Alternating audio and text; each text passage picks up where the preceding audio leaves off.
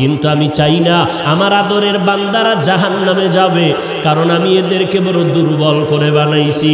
ওয়া খুলিকাল ইনসানু যায়ীফা, মানুষের মতো দুর্বল কিছু বানাই নাই। এই মানুষ এতটাই দুর্বল, সূর্যের গরম সইতে পারে না, মশার কামড় সহ্য করতে পারে না। এই মানুষগুলোকে আমি আল্লাহ চাই না ওরা জাহান্নামের আগুনে জ্বলবে, ওরা কবরে গিয়া মাটির চাপা খাবে। আমি আল্লাহ চাই আমার প্রত্যেকটা বান্দা বান্দি যেন জান্নাতি হইয়া কবরে আসতে পারে।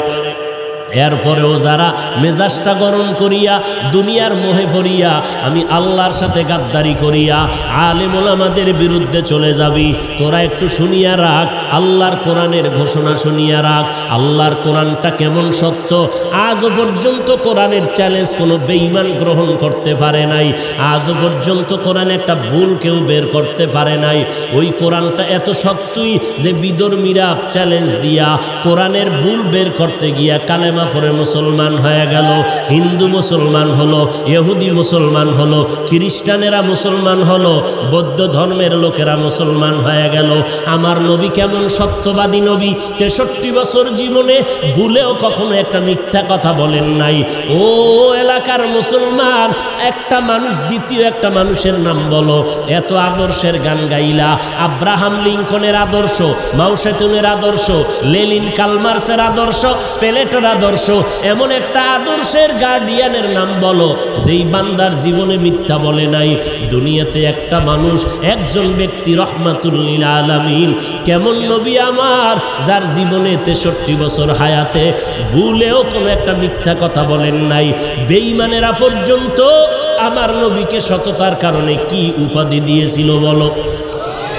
আল আমিন উপাধি দিয়েছিল। ওই নবীর কথা সত্য। এ নবীর উম্মতেরা, মাথায় আল্লাহ ব্রেন দিয়েছে, একটু চিন্তা কর।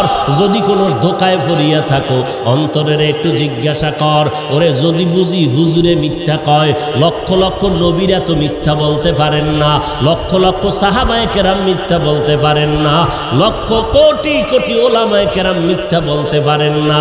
নবীদের কোনো গুনাহ নাই, এরপরও মরণ পর্যন্ত কান্না আওয়াজ।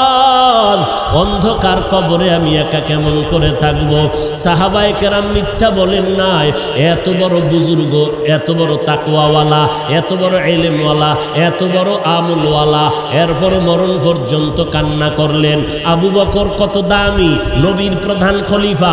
সারা দুনিয়ার মুমিনের নেক আমল যদি এক পাল্লায় দেওয়া হয়, আবু বকরের নেকের পাল্লা ভারী হয়ে যাবে। সেই আবু বকর, ওমর, ওসমান, আলী সহ 10 জন সাহাবার নামে জান্নাতের টিকিট দিলেন। জান্নাতের টিকিট আমার আল্লাহ দিয়া দিলেন জিন্দা অবস্থায়। সেই আবু বকরের মতো বান্দা একটা বকরির বাচ্চা হাতের মধ্যে ধরিয়া কয়, এ বকরির বাচ্চা, আজকে তোর কপাল ভালো, আমি আবু বকরের কপাল বড় ভয়ঙ্কর, তোরে মানুষ জবাই করিয়া খেয়ে ফেলবে। আমি আবু বকরের কি পরিণাম ফল হবে জানা নাই।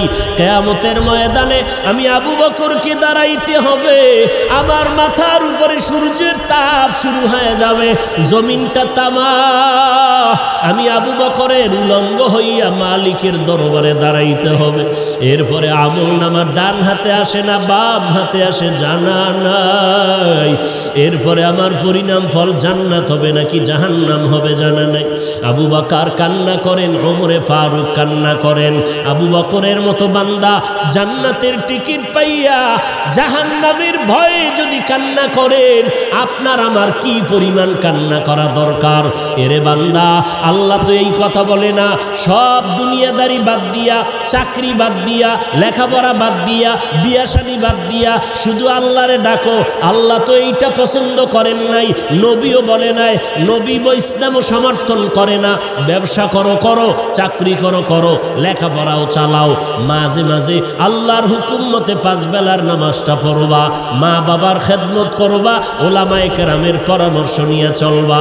কারণ যতই বাহাদুরি করো, যেদিন মৌতের খবর এসে যাবে, আজরাইলের টিকিট বাড়ির দরজায় দাঁড়ায় যাবে, অ্যাম্বুলেন্সের মতো সিগন্যাল যখন শুরু হয়ে যাবে, ওই দিন যখন ডাক এসে যাবে, কে ধনী কে গরিব, কে মূর্খ কে শিক্ষিত কোনো ভেদাভেদ নাই। বাজারের 3টা সাদা কাফন রেডি হয়ে যাবে, কবরের সাইজও সমান হয়ে যাবে। কাফনের মধ্যে প্যাকেট করিয়া যখন জানাজার খাটিয়ে উঠাইবে, কে পীর কে মূর্খ কোনো মুরিদ ভেদাভেদ নাই, কে ওস্তাদ কে ছাত্র ভেদাভেদ নাই, কে ধনী কে গরিব কোনো ভেদাভেদ নাই। কবরের দেশে নিয়ে যখন কবরে রাখিয়া সবাই মাটি দিয়া বিদায় হবে, আর একটা আয়াত পড়িয়া চিৎকার দিয়া বলবে, মিনহা খলাকনাকুম ওয়া ফিহা নুঈদুকুম ওয়া মিনহা নুখরিজুকুম তারাতান উখরা। সবাই চলে গেল। ওই কবরে 2 ফেরেশতা হাজির। ফেরেশতা আসিয়া মাথার মুষ্টি খুলবে, পায়ের মুষ্টি পুরাটাই খুলবে। 3টা প্রশ্ন তোমাকে আমাকে করবে। সমস্ত মানুষের বেলায় 3টা প্রশ্ন। রবের পরিচয় দাও, ধর্মের পরিচয় দাও, রহমাতুল লিল আলামিনের পরিচয় দাও। মদিনার নবী বলেন, যারা দুনিয়াতে রবের গোলামি করে যাবে তারা কবরে গিয়া জবাব দিবে, রব্বি আল্লাহ, আমার রব একমাত্র কে? দুনিয়াতে যারা ইসলাম মেনে চলবে কবরে গিয়া জবাব দিবে, দীনি আল ইসলাম, আমার ধর্মের নাম কি?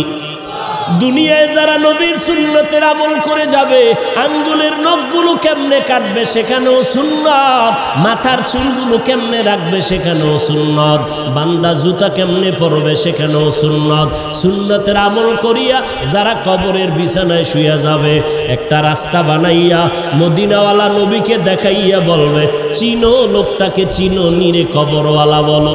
যারা আমার মাওলার মোহাব্বতে নবীজির আশিক হইয়া কবরে যাবে, নবীরা আশেকেরা নবীরে দেখিয়া চিনে ফেলবে, বলবি নি তো আমার মায়ার নবী। যেই নবীকে না দেখিয়া টুপি পরলাম, দাড়ি রাখলাম, কত মানুষ টুপিওয়ালা বলে গালি দিল, দাড়িওয়ালা বলে গালি দিল, তারপরও টুপি ফালাই নাই, দাড়ি ফালাই নাই। আল্লাহর নবীর সুন্নতের মেসওয়াকটা পকেটে নিয়ে চলছি, কত মানুষ কত উপহাস করেছে, তারপরও সুন্নাত সারি নাই। নবীজি বলেন, সাথে সাথে আল্লাহ তাআলার গায়বী আওয়াজ এসে যাবে। আল্লাহ কুদরতের আওয়াজ দিয়ে বলবে, এরে ফেরেশতা, আমার বান্দারে আর কষ্ট দিও না, তাড়াতাড়ি জান্নাতের বিছানাটা কবরে বিছাইয়া দাও, জান্নাতের সাথে রাস্তা বানাইয়া দাও, আমার বান্দারে বেশি ডিস্টার্ব করিও না।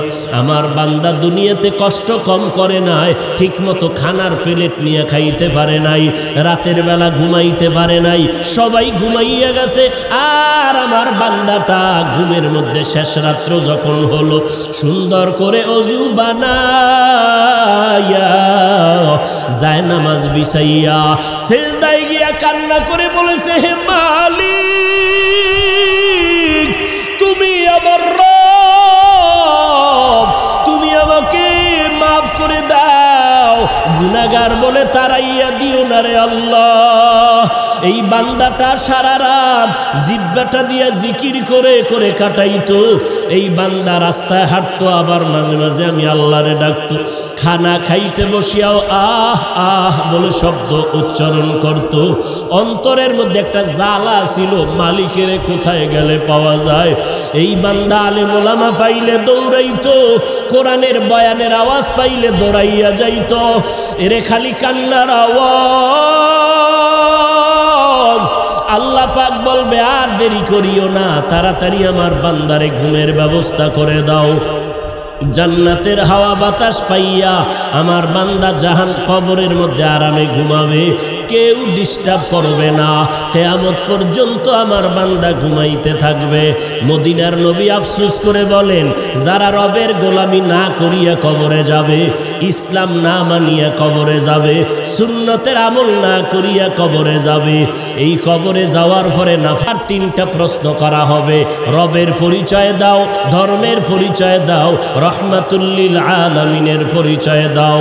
যখন এই প্রশ্ন করা হবে, মদিনার নবী আফসোস করে বলে, গুনাহগার তো জবাব দিতে পারবে না, শুধু একটা শব্দ বলবে, হা হা লা আদরি, হা হা লা আদরি।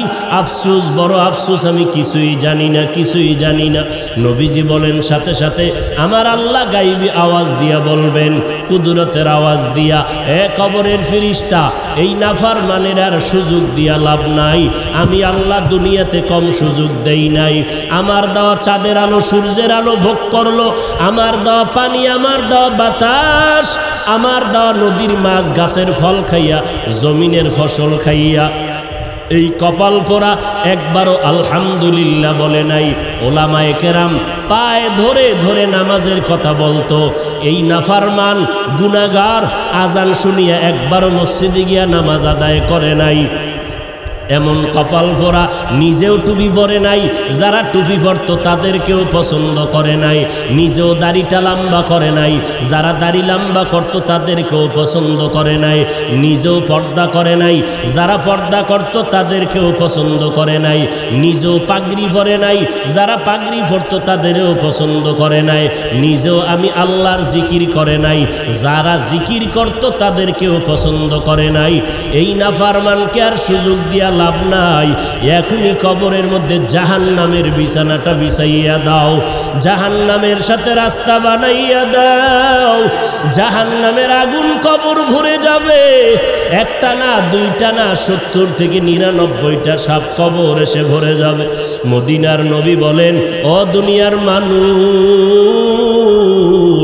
জাহান্নামের কথা যখন কানে আসবে, আল্লাহর কাছে ক্ষমা চাওয়ার চোখের পানি ছেড়ে তওবা করো। এর বৃদ্ধ বাবাজি, ও পর্দার আড়ালের মা বোনেরা, ও যুবকেরা, কয়দিন আর যৌবনের বাহাদুরি করবা? এই দুনিয়া কিছুই না। ওরে আমার মাওলার ধরা তো বড় কঠিন। এই মহামারীতে কত প্রাণ চলে গেল রে বাবা। ওই সাদা কাপড়ের প্যাকেট যেদিন হয়ে যাইবা, কে আপন কে পর কেউ সাথে নাই, সবাই জামাটা খুলিয়া বেলেট দিয়া গেঞ্জিটা কেটে রেখে দিবে। ওই মাটির কবরে যখন নিবে, কেমনে তুমি কবরে একা একা থাকবা? আজকে বাতি ছাড়ায় অন্ধকার রুমে একা থাকতে বড় ভয় পাই। ওরে আল্লাহর বান্দারা, একটু নিজের গুনার দিয়ে তাকাইয়া তওবা করো, আর আমার আল্লাহকে ডাক দিয়া বলো, হে মালিক, এই ময়দানে আমার মতো অপরাধী কেউ নাই। কপাল বুঝি পুড়িয়া গেল, গুনার কারণে দিলটা পাথর, চোখে পানিও নাই। আয় আল্লাহ, দিলটা নরম করে কান্নাওয়ালা